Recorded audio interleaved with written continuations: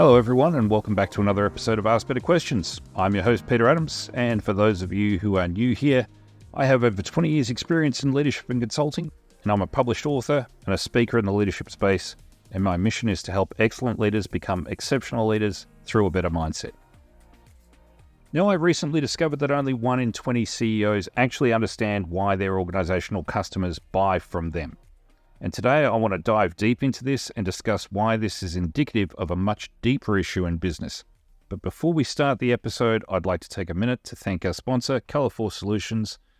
Color4 Solutions offer leadership training for people who have reached a ceiling in their leadership journey and want to achieve more without dedicating substantial time and effort. So as I said at the introduction, according to a recent study, only 1 in 20 CEOs truly understand why customers choose their organization. Now, this statistic is alarming considering that understanding your customer is crucial for business success. And I'm not just saying that. It is self-evident, and we all know it, but if you don't have customers, you ain't got a business. Okay, so let's delve into this deeper. So only 5% of CEOs grasp the core motivations behind customer purchases. Now, that implies a significant knowledge gap between leaders and their customer base. The consequences of that gap are detrimental to business growth, sustainability, but they're also detrimental to trying to be a leader for an organization. If you want to be a customer-focused organization, as most businesses profess to be, I want to be customer-focused. Well, first things first, you need to know what your customer is on about. You need to know why it is they choose to purchase from you. You need to know what their motivations are, and you need to understand that avatar.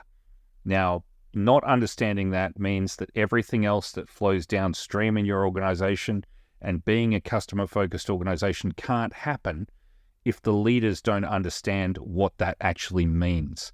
And if you don't understand that as a leader in your organization, wherever you fall in the totem pole, you can't create a customer-focused organization without first understanding your customers. So several factors contribute to that limited understanding. Principally, as I've mentioned above, the lack of customer focus. There can also be data overload, so an abundance of customer data and measuring this and that and whatever else.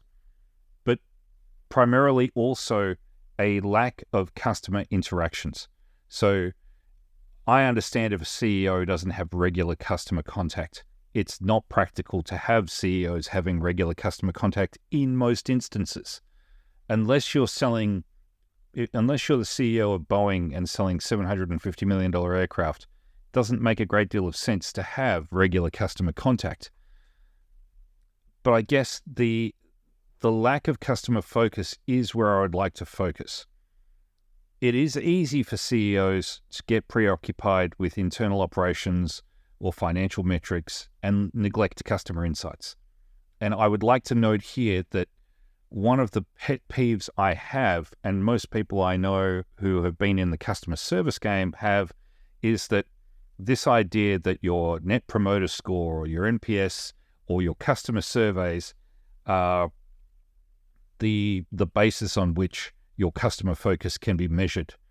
And I would simply point out that it is fairly evident to anyone that works in customer service that your Net Promoter Score is going to be very difficult to keep at what is required, 8 and above, as a promoter in order to have any meaningful impact, because there is an inherent selection bias in who it is that you're selecting to survey. More often than not, you're selecting people who have called into your organization to get an outcome to a problem. If you're only servicing customers or surveying customers who have problems, then you've already got a behind the 8 ball situation with your NPS. But even just if we take NPS out of it and go, we only survey customers who are in touch with us, then we're only surveying, say, 20% of our customer base on the basis of an 80-20 rule. So the 80-20 rule would indicate that 20% of your customers are taking up a lot of your time in terms of customer service and the like, and those particular customers are getting great customer service from your organization. However, they're already upset. So if those are the ones you're selecting from, and that only, say, 20% of those respond to your surveys, which is in keeping with the sort of metrics that I've seen in customer service, then you're going to have, say, 15% of that whole number of people that call in who are upset customers, who will be at the ends of the bell curve, so to speak. 15% at one end who are the annoyed customers, and 5% at the other end who are the customers that absolutely love you. Now, it is true that that's not the entirety of people that fill in your surveys. But again, there is a lot of customers that will not necessarily feel that they are, but will lie to you and tell you what they think you want to hear, or that will not lie to you, will give you exactly what they feel is their response and their feeling or takeaway from the interaction with you, but it's in no way, shape, or form based in fact. There are a lot of selection biases, there are a lot of response biases, there are a lot of inaccuracies in the measuring, and fundamentally, my takeaway, which I have worked with at least a dozen organizations on, is there is only one, really two questions, but it's one takeaway that you need. If you ask at the point of sale from customers, now this is not people that want to own your product, this is not people that were customers of yours, this is people that are buying from you. Do you want to buy from my organization? And if the answer is yes, why? Do you want to buy from my organization? If the answer is no, why? That's it. So it's, do you want to buy from us? Do you want to be our customer?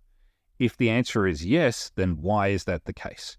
And if the answer is no, why is that the case? This is not something that needs to be done outside of any other channel than the sales channel. It's ultimately speaking, if a customer calls up and says, I found a better deal elsewhere, they don't want to be your customer anymore, but they might do. So you can flick them through to sales, and sales can try and save the customer, absolutely.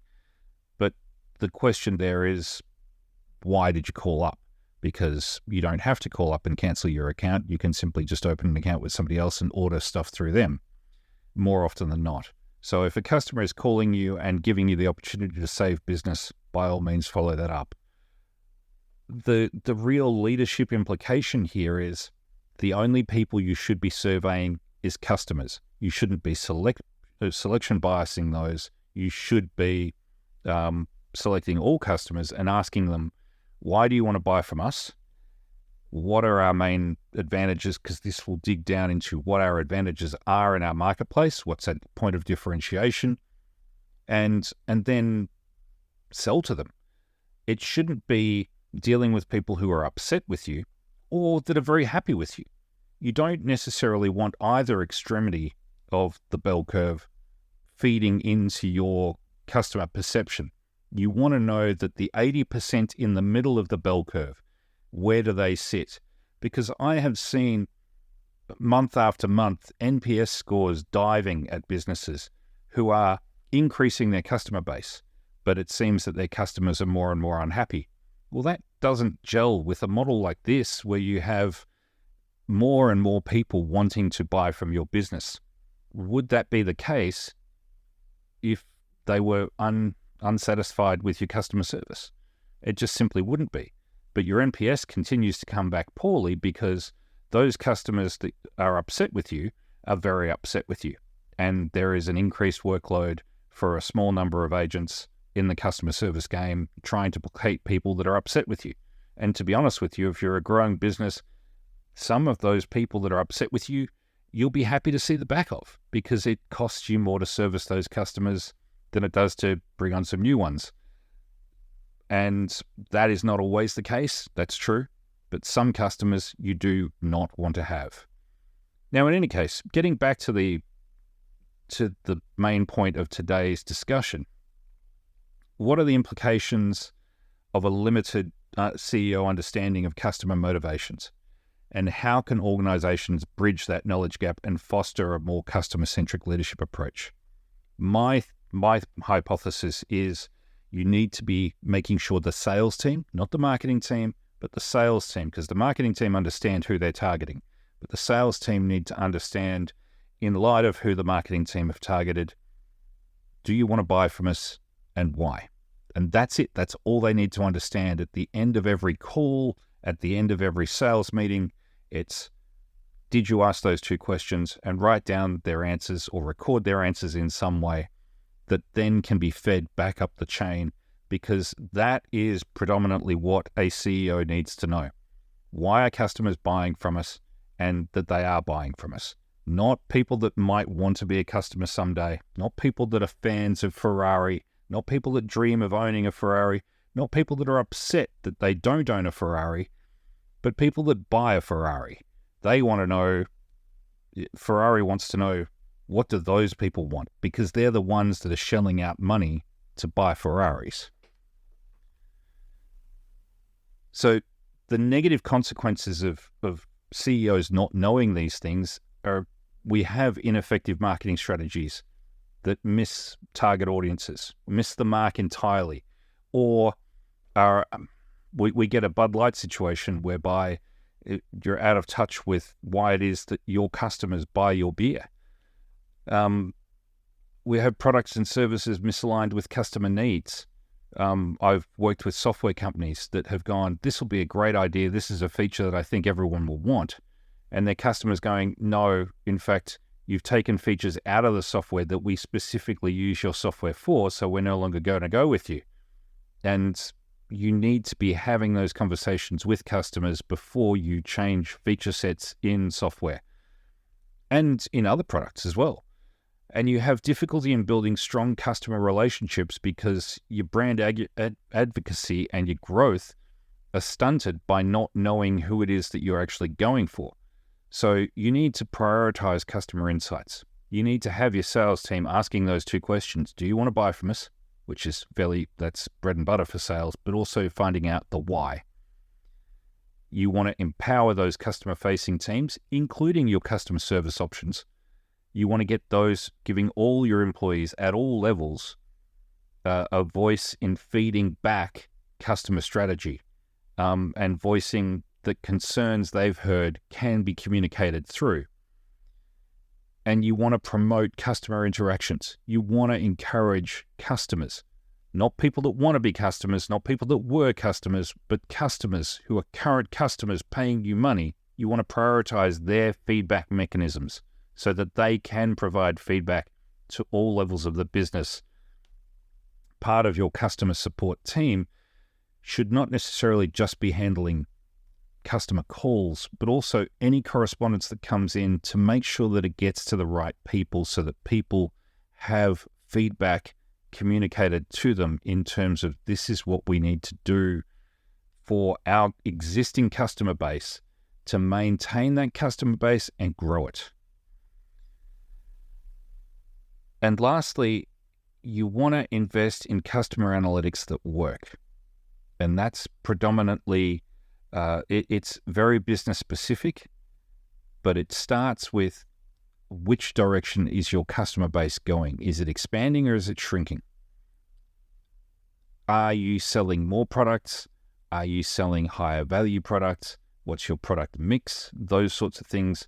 But also your customer satisfaction is, are customers continuing to buy from you? And if customers are continuing to buy from you, be it new customers or existing customers, if you're on a subscription model, you would want existing customers. If you're on a one and done model, you would want new customers. But as long as customers are continuing to buy from you and your sales are to forecast, then you are on track. But if they're not, then you need to understand why they're not on track and take steps to address those things. And this is how you become a customer-focused organization. This is how you lead in a customer-focused organization. It's not by picking up the phone as a CEO and talking to customers, but it's understanding why those customers are dealing with your organization.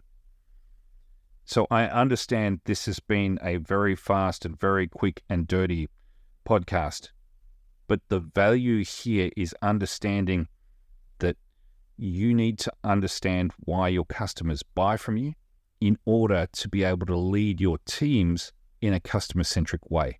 You need to make sure that you're comfortable at all levels in your organization, feeding back customer feedback to the organization as a whole, but also creating mechanisms to have that happen and ignoring, and I think this is a key part as well, where I have seen this work very well is if you get a why answer that doesn't fit, it is okay to ignore them, but it's not okay not to ask because you don't want to hear the answer. So if somebody comes to you and says, I want to buy from you because X, and it doesn't make any sense, X doesn't make any sense, you can ask exploratory questions or whatever else, but ultimately speaking, the customer may not know. That's okay. Or if they say, no, I don't want to buy from you because I don't trust you, or something to that effect, then salespeople are always reluctant to pass that feedback on. But ultimately speaking, that needs to be passed on because then you need to build more trust. You need to work at building more trust in the organization or in the salesperson or in some other way. Or I don't want to buy from you because you're wearing a yellow tie. Doesn't make a great deal of sense. You can ignore that feedback. Or you can change everyone's uniform away from yellow ties, both of which are perfectly reasonable. But you can decide what you're going to do with the feedback once you have it. The important thing is that you have the feedback. So anyway, I wanted to keep today's episode short, so I will leave it there.